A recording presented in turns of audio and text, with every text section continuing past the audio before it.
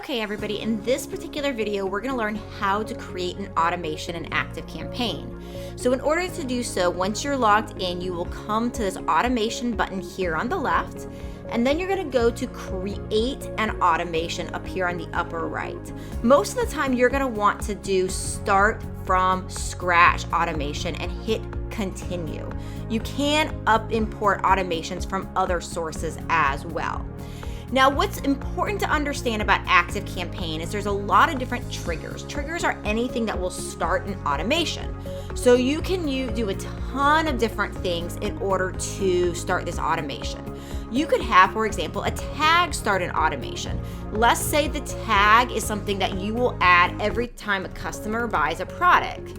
So basically, you can create a tag, customer bought, and hit add start. And then basically what's going to happen is that every time that a customer buys, a customer tag is added that is called customer bought, that will trigger the start of the automation. Now, in order for this tag to work, you will have to either manually add the tag to the customer. So you'll have to manually go into their contact here. And basically to any given contact, you can basically add a tag. And so I would scroll down here, I would say add a tag, customer bought, and then basically I would trigger that automation. So there's a lot of other ways you can trigger automate, or you can trigger tags to be added. Tags can be added through a lot of other mechanisms. So we will discuss tags and how to get tags added in a subsequent ActiveCampaign lesson. So other triggers to add automations, you have a ton of triggers here. So you can basically say, when a deal changes, a deal stage changes, that you want to trigger an automation. So in order to do this, you would say, okay, well, what pipeline do you want to do? So basically I can choose this pipeline and I can say that whenever somebody calls the office, I want that to trigger an automation. And so that's within the context of a pipeline. Now, pipelines can be found in deals. And I find my pipeline. Basically, what we can set this up, and what I just essentially set up, is that whenever a customer enters this call the stage pipeline, they will automatically get the automation.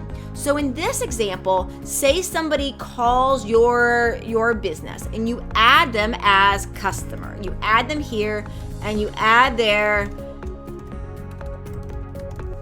email here. And so once I do that, once I got everything taken care of here, and I got their name, and obviously we would use something more specific than customer, but once it's added here, essentially by putting somebody in this stage, this is called a stage of this pipeline, this is called a pipeline, that can actually trigger my automation. So if I go back to my automation and look here, basically then, if you look, you're gonna see this trigger contacts, deal, changes, stage.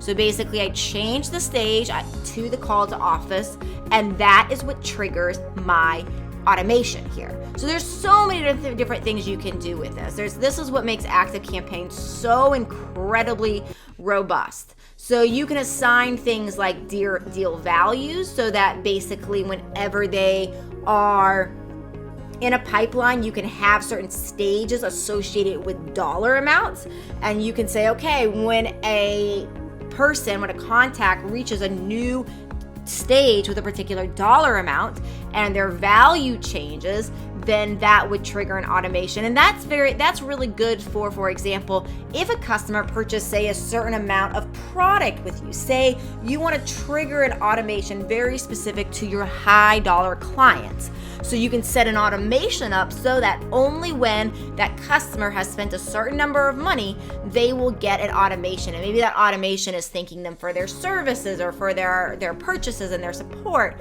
something like that.